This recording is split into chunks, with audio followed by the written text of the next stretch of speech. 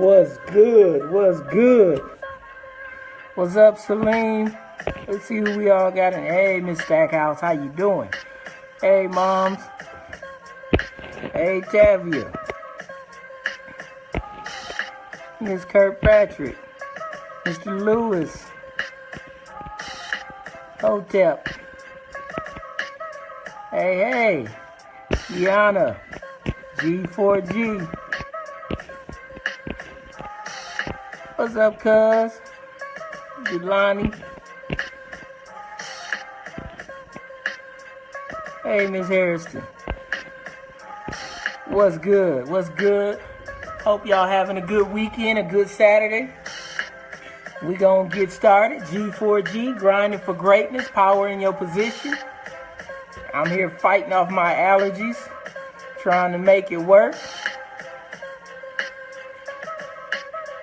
I see everybody. I love y'all logging in. We gonna give people a couple more minutes, you know what I mean, to log in. You can go ahead and share the video. You can hit invite and invite some people to the video. We can share this nourishment. And we're gonna do today. We're gonna be talking about giving our kids history, speaking history into our kids.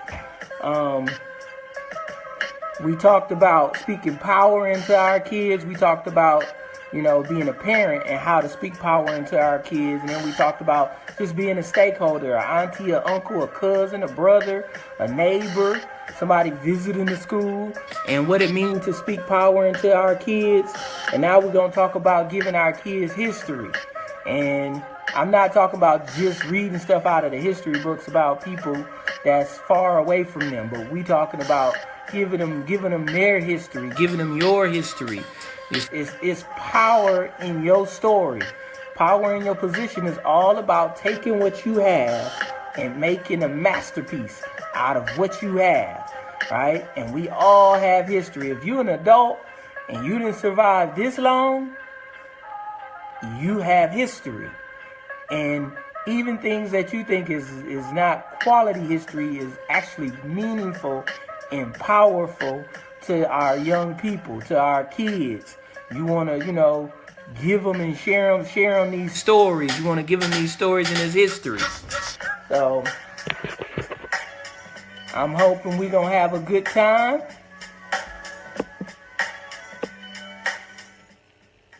I see I have Knoxville in the house. What's up, Knoxville? I have Georgetown, Guyana in the house. What's up, Georgetown, Guyana? I have Canada in the house. Say what's up. I have Georgia in the house. We have Alabama in the house. We have Nashville in the house. We got Flint, Michigan in the house. We got Chi-Town, Illinois in the house. Hey.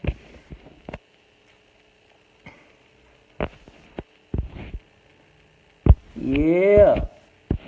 Nashville, a.k.a. Cashville. All right, G4G, grinding for greatness, power in your position. We're going to talk about giving our kids history, sharing history with our kids. I got a couple people I want to talk about. First person I'm going to talk about is my granny, Vic. This is my dad's mom. I vaguely remember her because she passed away while I was real young. But then the cool thing is, the stories that I would hear about her, that my mom would tell, that my daddy would tell, and the most interesting part, my aunties, uncles, but the most interesting part is the stories that my mom would tell about her. Her and my dad, when they first got married, and how her and my grandmama would go out to the store and she would show her how to shop and get the deals, because you had a lot of kids, because it was a bunch of us, and she had 8 kids like my dad had 8 kids. So, she would be doing a lot of things, hipping my mama to how to balance and manage that. And of course, in relationships, people have conflict. And now my dad is her youngest, and most definitely her youngest son. And any moms out there with the boys, we know how it go. A lot of times, love them sons, raise them daughters. And especially if your baby is your baby, right? So my dad was her youngest son. But what stood out to me was whenever they had conflict and they invited her into their situation, if my dad was wrong, then she stood on the side of right and she called him on being wrong. And for me, I would hear these kind of stories over and over again, and it stuck out to me because it made me realize, like, you can love somebody and still call them on their stuff, right? You can love them to death and you could still stand on the side of right. So if he was wrong, she didn't be like, well, that's her baby, that's her son, and go against my mom, right? If he was wrong and she was right, then that's where she stood. We're with my mom where she felt like right was, right?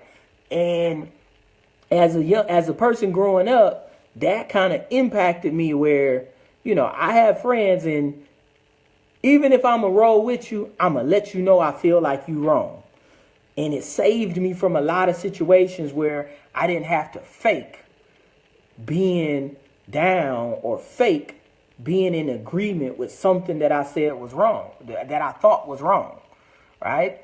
So, that's one little thing, that history, being able to hear those stories about my grandmama, which I don't even think my parents intended on me to take away that piece, but then that's what I took away. And that's some of the power in being able to share history that comes from your family, is because your kids get to take away certain things that you may intend for them to take away, and then they take away things that you never even thought would be pertinent or valuable to their existence, and they still get to take those away.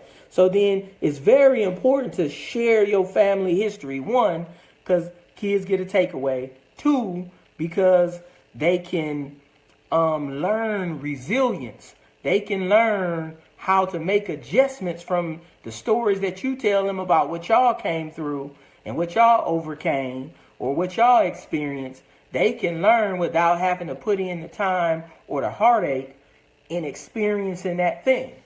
A lot of times as parents, we want to kind of keep everything on the tuck and act like we are, or we always were, as we are now.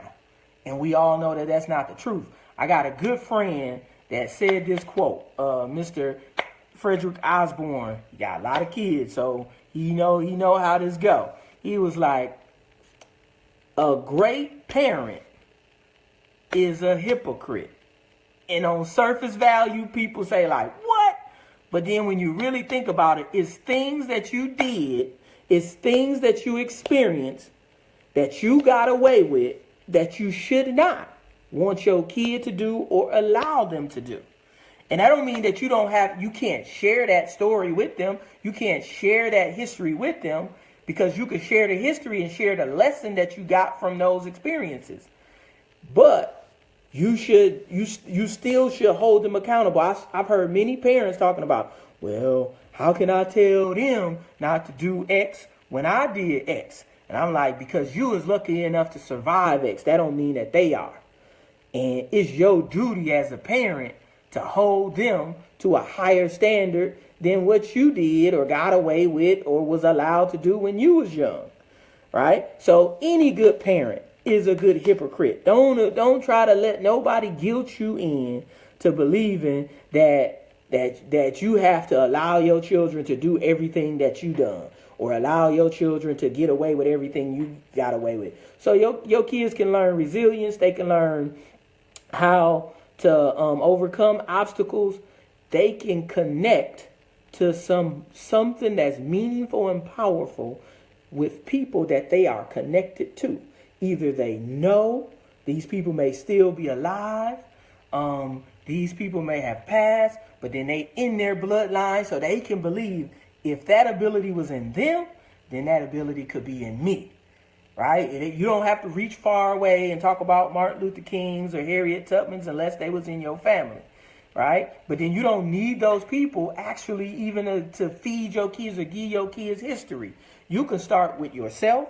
You can start with their other parent, mother or father. You can start with the grandparents, like I talked about my Granny Vic. You can talk about uncles, aunties, cousins, right? And some people say, well, I was adopted and I don't really know about my whole family. Well, you could talk about you, and you could talk about places and situations, and even how you went through life and created a family based off of the lessons you learned and the experiences you had with different people, and how you learn how to create family because you don't know your biological family, and all of the experiences you had, which would be rich for your child to learn how to be resilient and endure, and deal with emotional and mental pressure and struggle, right? So I got my uncle. One of my uncles' name was Rudolph Valentino Carruthers, right? Now that's the name. We called him Uncle Rudy, but when I heard the full name, his name was Rudolph Valentino Carruthers. With that type of name, you already know he was fly, right? He had to be fly with a name like that. And the best way I could say is in my mind, he looked like Ice-T. So if you're a fan of Ice-T, then you're old school people who know who Ice-T is. But then if you know who Ice-T is, he kind of looked like Ice-T. But the one thing I knew about him growing up as a kid, I only knew him for what I saw, right? And what I saw was that he had fallen into, chose a life of drinking and kind of partying, and you know what I mean? And that's what I knew of him, right? Because that's when I was growing up, that's all I saw and all I knew. But then, it would be times me and my parents, my brothers and sisters, we all be eating or talking or sitting around, and my mom would start telling us stories about herself growing up. And she would talk about my Uncle Rudy and she told us, like, your Uncle Rudy could sing. And I'm just like, sing like what? And she like put on some Temptations, and my man hitting them high notes. And she was like, your Uncle Rudy could sing just like that. And she was like, matter of fact, he used to have an afro they call a blowout, and he could sing and he could play the horn. I can't remember if it was the trumpet or the cornet, but then he could play the horn. And it blew us away because we only knew this one person, right? But then when she told us he could sing and he had all these gifts and these talents, then the next time we saw him, we had something to talk to him about. And I had introduced him to like some of the stuff I did. I was rapping at the time, so I let him listen to my music, and he was so excited. I seen a whole new person. Like, not only was he excited to hear it, he wanted a copy of the tape, and he was playing it for people who came by. Like, people I would see on the street that would hang out at their house, they'd be like, oh, you the one who got the tape that Rudy be playing, So then me and him, one, was able to bond in a different way because of that history she gave us.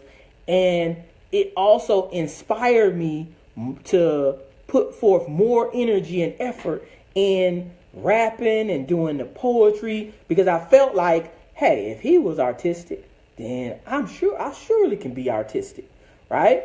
And if I can't sing and hit the notes like the Temptations, but I can spit a hot 16, and I made some songs that got me some ladies, just like his high pitch, Temptations. So then just those little conversations and sharing that history about Uncle Rudy, had inspired me more to dig more into my artistic side and my, my test my abilities as a rapper. And then I got into acting, and I did plays for school. I did plays for McCree Theater. Big up to McCree Theater.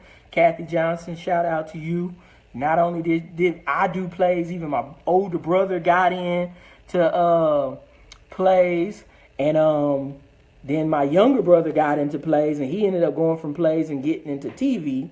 From the rapping, my younger sister started rapping, and I went as far as going to the studio rapping. She went from the studio to making videos, to making CDs, to being on, she got songs with Gucci Mane, and she on YouTube, and she on iTunes. So then, the power in sharing that history actually not only trickled down, or the ripple effects of her sharing that with me actually bounced off and spread out the family, that each generation seemed to take that artistic ability another step further, right? So then this is the power in, just sharing some of the history that you have with your children. Make sure you make time for them to hear stories about you growing up, your brothers, your sisters, your parents. Share these stories with your kids, because it gives them a sense of origin, identity that they can connect with, right? My Uncle D, he kind of was in the same space as my uncle Rudy. And he would come at times when he hit hard times and come live with us, and then go back and, get on his own and may come back and live with us. But then my dad sometimes will be talking about himself growing up. And he would say, like, Uncle D was the man. And we like, Uncle D was the man. And he like, yes, Uncle D was the man. He played football, had varsity letters, could play basketball. He could dance. He was the funny guy. He actually went to the military. We like, Uncle D didn't go to no military. He went, got the picture, showed us a picture of Uncle D in his full military stuff. And then we look like he got a lot of medals. And he like, oh yeah, Uncle D was high rank in the military. Not only that, he lived over in Germany. He could speak German. Now think about this. We in the hood. We from the hood. Uncle D was doing hood stuff. There's no way you thought Uncle D ever left Flint, Michigan, let alone went to Germany, learned how to speak German, right? And so then when he would come back over, we would sit and talk to him, Uncle D, can you speak German? And he would be breaking down, Guten Tag, Guten Morgen. I still remember that. Like, I still remember Guten Tag, Guten Morgen from Uncle D back then, which led me to take a German class in, like, middle school. And I scored really well in it. All from them sharing that history and opening us up to realize then, when you would hear people say, like, black people don't do such and such and such and such, or poor people don't do such and such and such and such. And I'm thinking, like, yes, they do. I had an uncle who lived in Germany, know how to speak German, all of that type of stuff. So then sharing that history, once again had a ripple effect that impacted us in a different way.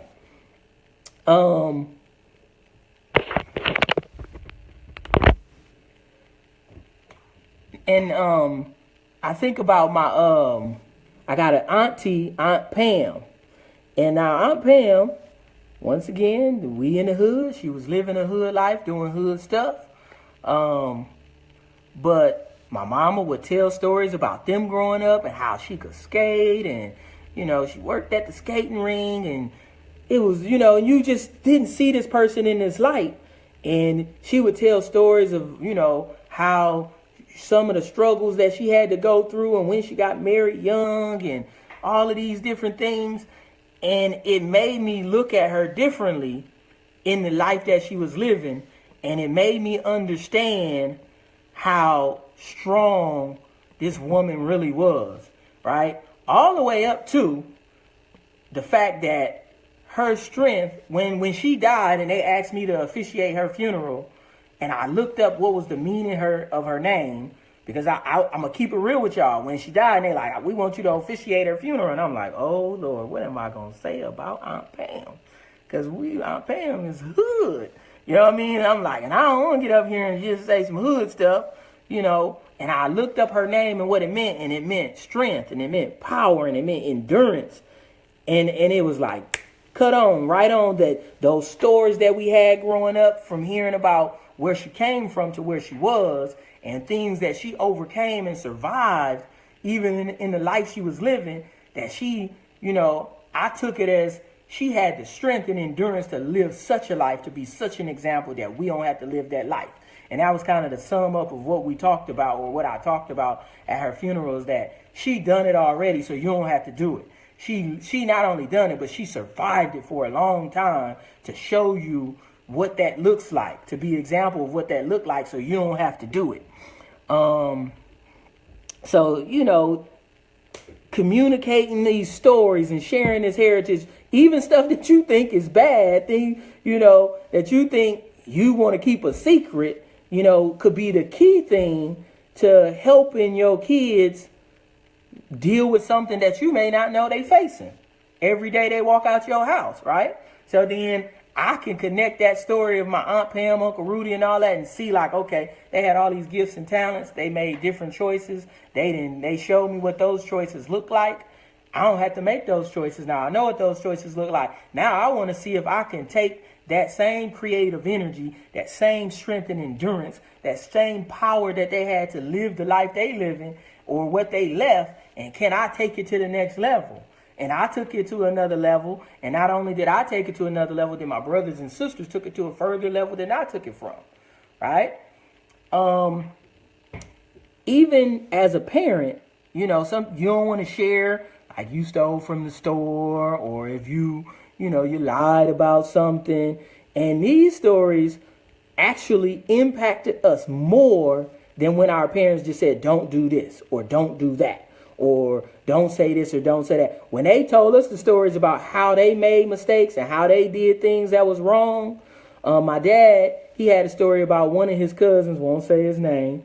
All right, one of his cousins, they used to be stealing. They used to steal when they was kids, be stealing stuff. And he said one day they had stole something or broke into something and stole something. I don't know. If I know, I ain't gonna say it on World Wide Web. But he go to the cousin's house the next day, and he see the cousin sitting there looking in the newspaper, and he like, what you looking for? He was like, I'm looking to see if we made the paper. And he like, made the paper for what? And he was like, for what we did. And he like, in that moment, he realized like, this person is not just out here experiencing something, or this person is not just doing something to be doing something because we young and dumb. He trying to make a name for himself as a criminal. And he was like, and that I knew that wasn't what I was about. So he was like, that was the last day me and him was hanging out. And that story stuck with me, that then when I was out and about in the streets and in the hood and with people, and I seen people who, consciously or unconsciously was trying to make a name for themselves in the streets, I could easily walk away because I already had the connection. Like my daddy walked away, and if he didn't walk away, I probably wouldn't exist. And I'm glad I exist. So, So then I was able to walk away. It was easy for me to say like, oh, time for me to go, y'all. Seems like it's getting a little hype out here. I'll catch y'all on the flip side. And some people call you Poindexter, call you lame. It didn't bother me though, because I understood that, I exist because a person made that choice. Part of my existence come from the fact that I made that choice, right? And even other stories, you telling these stories, and I feel like then when I came to my parents with questions or situations, I felt like they was real people and they did understand. I didn't feel like they don't get it, because they was able to share with me stupid stuff they done, that then I understood. When they would say, advise me, like, if I was you, I wouldn't do such and such, such and such, and I believed them because I knew the other stories that they had, that they wasn't just these perfect people, and, or they wasn't these adults who they are now, So, sharing your history, sharing your stories is powerful. I don't care if you come from a big family, a little family, if you was adopted. If you survive this long, you have history. And part of your history is your child's origin story. Any of my people out here who fans of the superhero movies know that the origin story is key to the superhero. And you telling your story and giving your history and your family history is feeding the superhero. Your kid could be the kid who is the next Batman, Superman, Black Panther, whoever these superheroes they like. They could be the next one based off of the origin stories that you give them, right? I still do it. I give stories of my family to my students. I talk about my sister who, had it in her. She liked to throw down. She the one who say one more word and I'm going to hit you in your mouth. And you say one more word and it's on and popping, right? But just because she was that person in that way didn't mean she was dumb. And she actually got better grades than me. She will always have A's and B's, even though she was that person. So just because you may have the nerve or the ability to express some kind of aggression, don't mean you have to be dumb, right? Or you don't have to read or can't write or anything like that. And I'll be telling like, she a rapper. She still got a college degree though. Right? So then not only do these stories help when you give them to your kids, now you have a wealth of stories and history you can share with other young people that come to your house, that you work with, that they need to hear these stories because they need to hear, that it's a history that go along with it. You start talking about streets, Dewey Street and 3rd Avenue and Philadelphia Street and Martin Luther King and, and back over here when it used to be a skating ring over there. All these things give your kids origin and something to connect to, a foundation, right, that they can stand on, that then now they know what strengths and what kind of stock they come from, either based off of place, based off of family, based off of friendship. They got something they can stand on. So, we talking about giving our kids history, origin story, using these stories and sharing with them so they can build resistance. It actually, some psychologists say that it actually help emotional stability, right? Because they learn that people do have ups and downs. People do make bad choices, but you can overcome bad choices. You can come out of bad situations and make them good. So then, especially in this era and time where we so connected on Facebook and so connected on, video games and all this stuff, kids need some of that space of time to time. As a parent, as a teacher, I'm telling you, giving kids the opportunity to sit and listen to you or making them listen to you. I'll say that one again. Sitting and making them listen to you, right, is key. It's a beautiful thing that's going to pay off way beyond what you even could imagine later, dividends later down the line. Do that baby daddy blues. I hear you. Oh yeah, I forgot. Yeah, I did the poetry, do the slam poetry. I see you, Mr. Douglas. Productive struggle, enlightenment through education. Yes, and education don't always have to be this formal thing that happened within the towers and the ivory towers or the buildings. Education actually start with you at your house. That's where I always tell my students, real learning starts after the bell ring. As a teacher, I introduce you to knowledge. You get acquainted and create a relationship with it on your own, right? And as a parent, as a guardian, as an adult that's dealing with children, when you at home, cut the video games off sometime, cut the TV off, and I love TV, I ain't going front.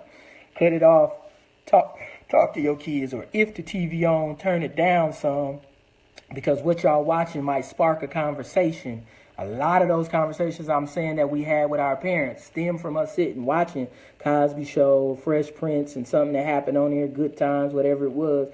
And we had these conversations that actually would trump the show, right? Go past the show, and we'd stop watching the show and be engrossed in the conversations and the stories. All right, what's up, Mr. Davis? What's good with you, man? I was just telling people to check you out. I'll be seeing some of the stuff you doing with the young men online. So I was telling a couple of people to check you out. What's up, Darren? We got Wisconsin in the house. Cause when I heard all that, I was astonished, bro. Yeah. Connecting our kids to their heritage, their legacy builds their self-esteem. Yes. Nothing like knowing where you from and when you're trying to figure out who you are. Yes, yes, yes. And this is all part of that pipeline to success. Giving them some base, giving them some foundation. So then when somebody else engage them like all they are is hip hop and weed smoking, whatever, they know that they more than that. They know that they come from more than that. Even if people in their life do that, they know that those people even had more than that and could have chosen to do more than that. What's up, Miss Lay? Love to see you. makes you understand you're human. Yes, yes. And your children need to know that we human, that our kids need to know that we not, we didn't come out of a Cabbage Patch fully grown. We actually grew up, and we actually did smart things, and we actually did some dumb stuff too. And we was able to overcome some of that dumb stuff we did, and in life and success is not about living in shame, but it's actually about, taking whatever ups and downs that you have and creating power from it, powering yourself forward from it. Tell him I'll be there in a minute, okay? And the lawnmower don't got oil. Don't have any oil? Okay, we had to cut the grass the next day. Tell what's up? This is my boy Trey running away now. This is one of my former students. I had him in 5th grade. What grade you in now? 11th. He in the 11th grade now. And he over here working so we can make sure he keep himself together. Yeah, I had him at Mr. Patrick. You probably remember Trey. Never be ashamed of who you are. Yes, never be ashamed. All that shame stuff, man, we don't have time for that.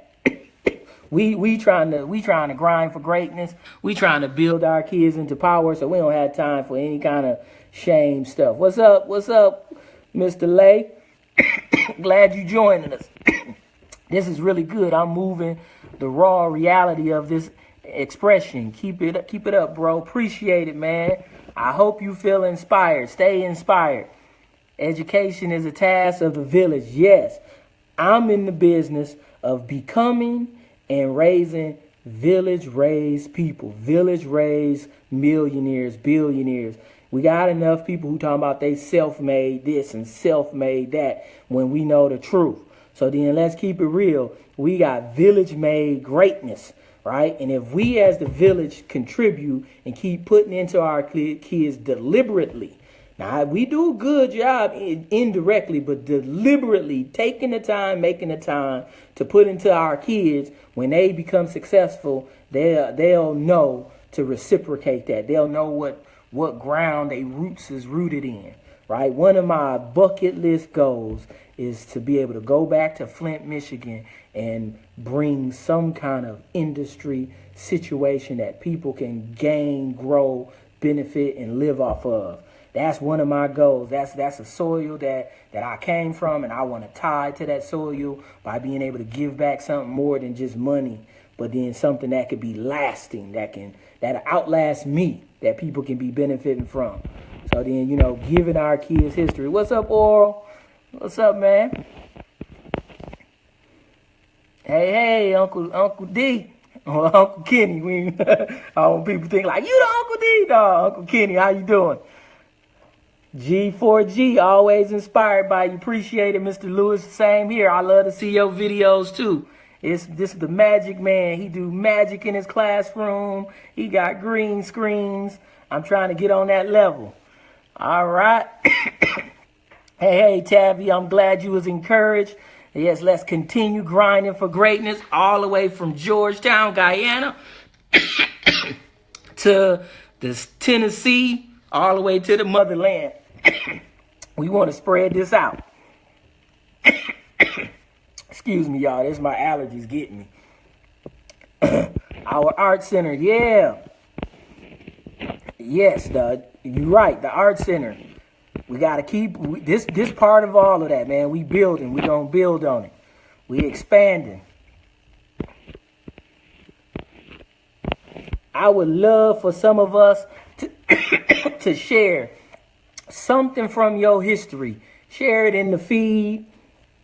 Nothing too simple, nothing too minuscule, or nothing too nothing is off limits for me. We keeping it real in G4G, so nothing is off limits, man. So share something from your history, something that either you felt like you did that helped you, you know what I mean, or something that you did that you feel like you knew you was like, I messed up there, but then from that mess up, I was able to do X, Y, Z.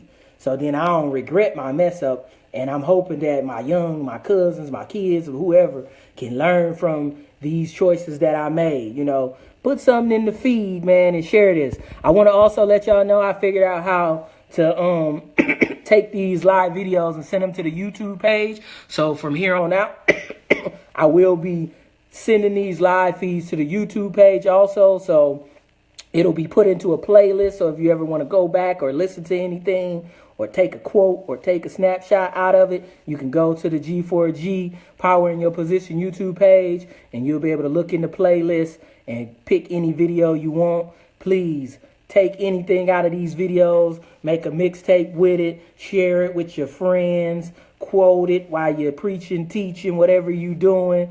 You know, we want to spread this open source. That's why it's live.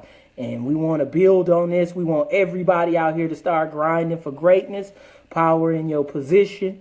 We want everybody to, you know what I mean, grow from this nourishment. Yes, universal love, people.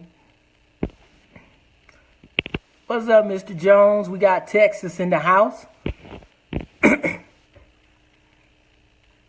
When I had to drop out of school, and I went back twice and got my diplomas, thanks to you. Yeah, hey, man, I was proud of you to take the effort and the steps to go back.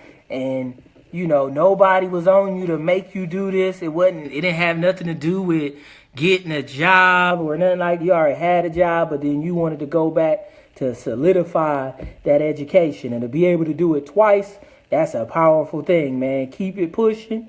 Keep grinding. Don't give up. Yep, I will not lose. I feel you. I feel you.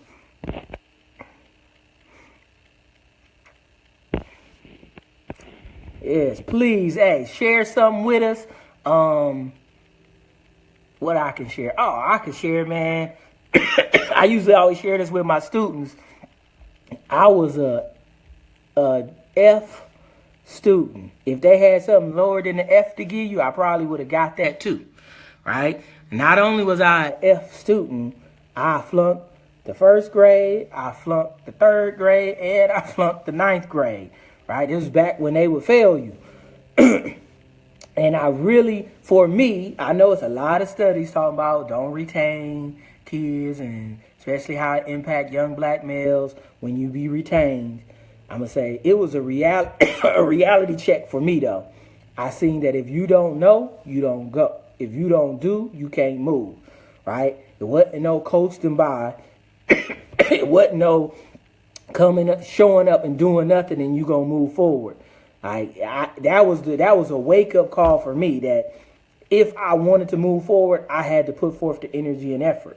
And, you know, and I don't, even as an educator and as a teacher, I don't ever keep that a secret. And some people be like, if I was you, I wouldn't tell people that. I'd be ashamed of that. And I'm like, it's no shame in my game. You know, I figured out how to get myself together and I had to do double work. That's what I tell them. Like, I had to sacrifice.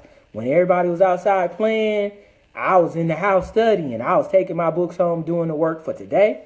And then I was doing the work for tomorrow. And I was doing the homework that I thought she was going to give at the end of that day, right? And that was the only way I was able to catch up, you know. But then that was based off of choices I made before, where I would show up and be looking out the window and not doing work, going to sleep, you know, can't wait to watch TV, stuff like that. So that was one of my things that I, you know, dealt with, was being retained in school. And, you know, but then I always use that as a place of power to show people, you know, that we can overcome. But we're going to wrap it up. We're going to get up out of here. G4G, grinding for greatness. Everybody's journey is different. I like that. What's up, Miss Everett? Yeah, and those journeys, your journey is key. Sharing your journey is so key to your kids, to the kids you work with, is key. You know, and when young people can see that you human and you made mistakes and you overcame those mistakes, or you working and doing the work to overcome those mistakes, then that gives them the resilience, that gives them the emotional fortitude to face obstacles and overcome those obstacles too. So then giving our kids that history is powerful, is key, is important, you know, and you are more important than you ever could believe. You know, so then, you know your value, share your value with our young people so then they can know their value and their self-esteem can be, they could build on their self-esteem from that. Yes, and they will trust you more. The more honest you are about who you were, who you are, and who you trying to become, the more they trust you, in helping them on their journey of becoming, helping them on their journey into their power, Never stop. Funny how Granddad Love Film and Auntie Peggy was an actress. Yeah, our granddad did film in the military, and then our Aunt Peggy was an actress, and now you acting on TV. Y'all can check out Salim. He be doing Snapped and I don't know what channels are on. He could put it in the feed, let you know what channels and what stuff he been on. What's up, Ernie? What's up, bro? What's up, Baba Ture? We got Baba Ture in the house. We've been talking about sharing our history with our young people, sharing our heritage and our, background with them so they can build their self-esteem, so they can have a sense of foundation, so they can have a point of origin, so they can learn that, we can bounce back, we can get up, and we can keep it moving. All right? I'm going to wrap it up. G4G, power in your position. Jihad Al-Amin, village raised man, headed to the next level. I love y'all. We out.